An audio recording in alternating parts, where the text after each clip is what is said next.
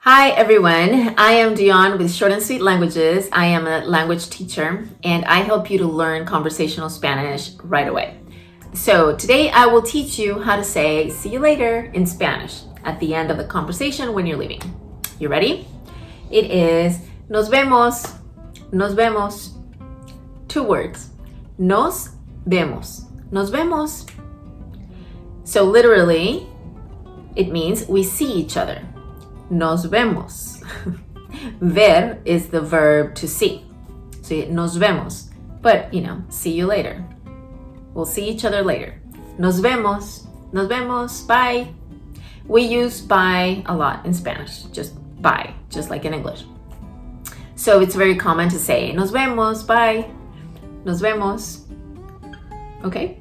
Another way to say it is nos vemos pronto, see you soon. Well, literally, we see each other soon. Nos vemos pronto. But that's if you're actually going to see each other soon. It's better to just say nos vemos, bye. Very, very common. And you'll sound like a natural Spanish speaker. Okay, so that's usually what I say, as in when I end the video, bye, nos vemos. Okay, you got it. This one is an easy one to practice.